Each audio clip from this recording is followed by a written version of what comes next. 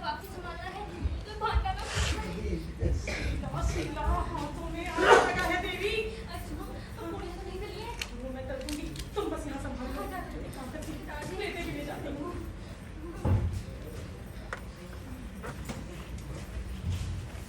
मेहमान आ गए दीदी। सब कमरे में रखो।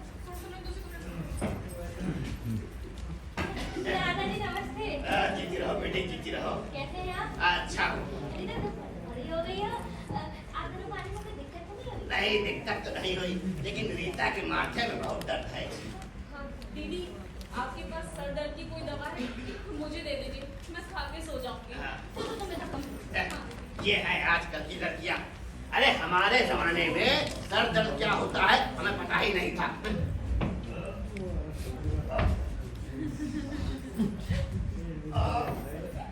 अरे अरे अरे क्या रात है?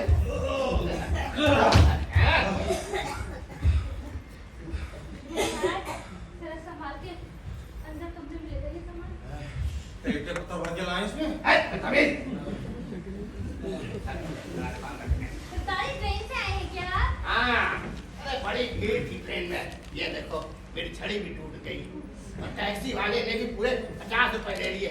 हमारे जमाने में 50 रुपए में 25-30 चले जाया करते थे।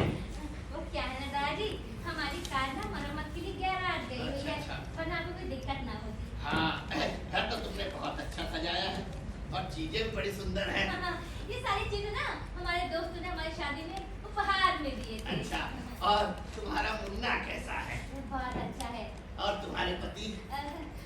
वो भी बहुत अच्छे हैं, टूर पर गए हैं। टूर पर? हाँ। लेक्चरर है ना? हाँ, लेक्चर को भी टूर पे जाना पड़ता है। कभी स्पोर्ट्स टीम के साथ, कभी एजुकेशनल ट्रिप में, कभी मीटिंग्स में, कभी कभी तो एग्जाम देने के लिए भी जाना पड़ता है दादाजी। पता नहीं, हमारे जमाने में तो ऐसा नहीं होता था। अब तो बड़ी समस्या हो गई भाई। हाँ भाई, मुझे अशोक से मिलना बहुत ही जरूरी था। अच्छा, लेकिन आप तो कल सुबह चले जाएंगे ना? अरे नहीं, अब कैसे जा सकता हूँ भाई, तुम तो जानती हो भाई, मैंने सारी जायदाद मुन्ना के नाम कर दी और पिता होने के नाते मैं सारे कागजात सौंप के अशोक को कुछ बातें समझा देना चाहता पर हूँ। अब तो आप कुछ भी नहीं कर पाएंगे ना? ठहर जाऊंगा 2-4 दिन, तो फोन करके बुला लो अशोक को। क्या है? मैं फोन करके उनको बुला लेती हूँ। दादाजी चलिए मैं आपको मुन्ना से मिलाती हूँ। हाँ भाई हाँ। वो उस कमरे में है। अच्छा, उस कमरे में? अरे उसी से मिलने तो मैं आया। क्या है? ये महाराज जी है ना? जी दादाजी।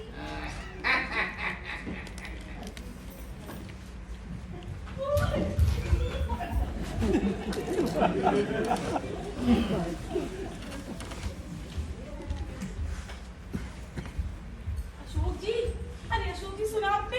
क्या दर्द होने जा रहा है? इस छवि पे पहले नहीं बसने वाला था।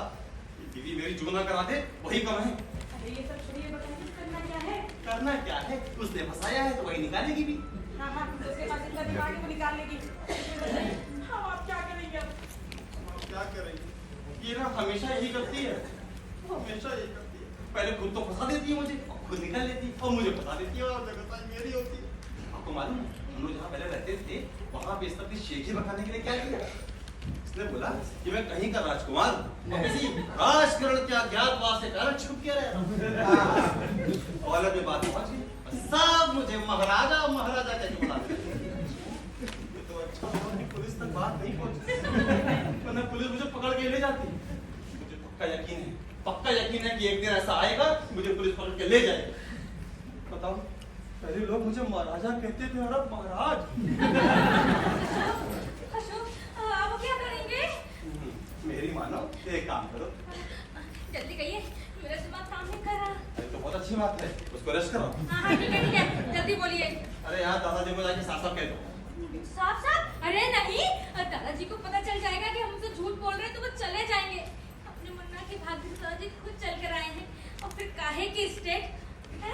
काफी बड़ा गाइया है, मुझसे मिला मिले कहीं जाएगा कि नहीं? अच्छा, क्या करें?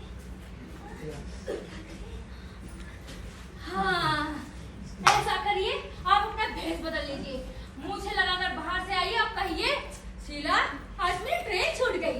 अरे धन्य हो भारतीय नारी, फिर चलने लगी है क्या तुम्हारी?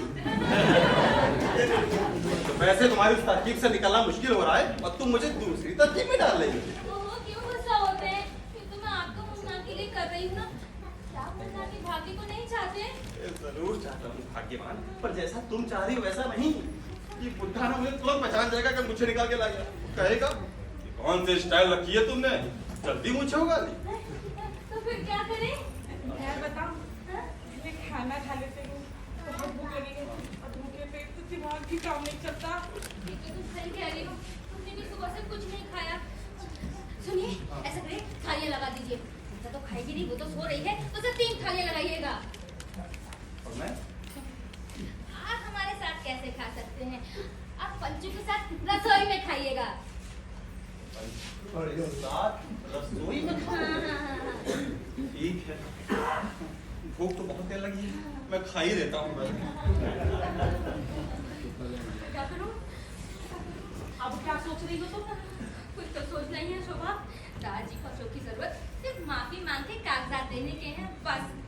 शोभा, मैंने जिस तरह से हर घर का सामान का किसी तरह से इंतजाम किया है, अगर इसी तरह अशोक के पाठ करने के लिए कोई 2-3 घंटे के लिए मिल जाता तो। वाह वाह वाह वाह शीला देवी, वाह, धन्य हो तुम। हाथ जोड़ ले हमारे हम, हैं? महाराज के लिए तुमने मिसेस मित्रा को कॉल की थी कि उधार दे दीजिए। अब उधार का पति कहाँ से लाओगी?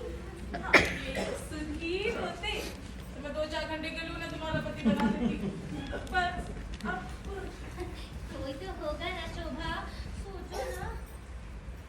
कोई तो, हाँ, मेरा भाई है, डॉक्टर है, यहाँ आज के किसी काम से सिविल सर्जन के आया हुआ है, बैचलर है और बड़ा सुंदर दिखता है, पता है थिएटर में एक्टिंग भी करता है वो। शादी भी नहीं हुई है अभी तक, वो तुम्हारा ये काम कर सकता है। तो बहुत अच्छी बात है कि उसकी शादी नहीं हुई। शादी हो जाती उसकी बीवी को कौन समझाता? पर शोभा को बुलाएंगे कैसे? एक काम करती हूँ मैं, सिविल सर्जन का कॉल करके देखती हूँ, तुम तब तक नजर रखो अपने दादाजी पर। तुम तो आराम कर रहे हैं, तुम कॉल करो।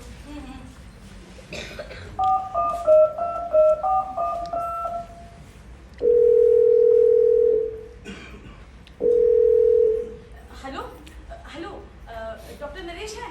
मैं उनकी बहन शोभा बोल रही हूँ, जरा बुला दीजिए। हेलो नरेश भैया, मैं शोभा। भैया मुझे तुम्हारी सहायता की आवश्यकता है। वो मेरी एक सहेली है, उसे 2 घंटे के लिए पति का पाठ करने वाले की जरूरत है। अरे हाँ हाँ, नाटक ही करना है। अच्छा, तुम मान जाओगे ना? मान जाओ। हाँ, मुझे पता था तुम मेरी बात नहीं टालोगे। वैसे तो तुम्हें तो यहाँ कोई जानता नहीं है, वैसे तो बढ़िया हो गया, खाना भी लगेगा। हेलो नरेश जी, जी मैं शीला। बहुत बहुत धन्यवाद। हाँ, वो मेरे दादाजी के सामने नाटक करने के लिए कोई 2 घंटे के लिए चाहिए। नहीं, करना कुछ नहीं है, बस एक ट्रैवलिंग बैग लीजिएगा, कंधे पर टंगाइएगा, अपना घर समझ के सीधे घर में घुसा के मुझसे करेगा। शीला, आज मेरी ट्रेन छूट गई। देखिए, दादाजी को शक ना हो कि मसल के पति पत्नी नहीं है। अच्छा हाँ हाँ, राजेंद्र लोग आ रहे हैं। अच्छा, निकल रहे हैं, गाड़ी तैयार है। बहुत बहुत धन्यवाद। शोभा, ये सभ्य आदमी तो है ना? अरे भाई शीला, हाँ, ये रीता को कुछ आराम आया? हाँ दादाजी, आराम से आ रहे हैं। आप मेरे डॉक्टर को बुला दीजिए। अरे नहीं नहीं भाई, यहाँ का मामूली डॉक्टर क्या करेगा? उसका तो बलरामपुर में बड़ा डॉक्टर इंतजार कर रहा है। भाई शीला, ऐसा है कि जब तुमने मेरी अवज्ञा करके शादी कर ली तो मुझे बहुत क्रोध आया। फिर मुझे लगा अगर रीता ने भी मेरी मर्जी के खिलाफ शादी करी तो मुझे बड़ा कष्ट होगा, इसलिए मैंने रीता की शादी उसकी मर्जी से तय कर दी है। हाँ हाँ। ये तो बड़ी खुशी की बात है दादाजी। आपका दिल भी कितना प्रगतिशील हो गया है, इसकी वजह से आपने फिर माफ कर दिया। कौन आया? पता नहीं दादाजी कौन आ जाता है में। आप चाय पिएंगे?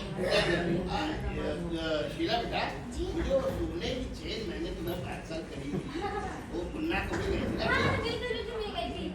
शीला, माय डियर, देखो देखो मैं आ गया। तुम्हें मुझे देखकर खुशी तो हुई है ना? बहुत। 4-5 साल बाद भाभी को देख रहे हो, वो देखो दादाजी। तुम तो मिले भी नहीं उनसे, जाओ मिल लो जाके। दादाजी जय माता कैसे हैं आप दादाजी? अच्छा, मैं आपसे मिला नहीं इतने सालों से, मेरी आंखें तरस रही थी आपको देखने के लिए। दादी जी ठीक है?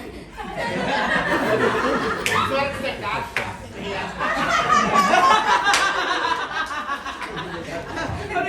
अरे मैं कह रहा था कि घर पर सब ठीक तो है ना? हाँ हाँ सब ठीक है। आप मोटर से आए? जी हाँ, मोटर से आए दादाजी। गैराज से बन के आ गई। आ गई है दादाजी। आपको सुनाई दिया होगा आ गई है, बेटा नहीं आई। टैक्सी से आया हूँ दादाजी। आपको पता है यहाँ पर टैक्सियाँ बहुत अच्छी मिलती हैं। हाँ, और कितनी सस्ती भी मिलती हैं। क्यों शीला डियर?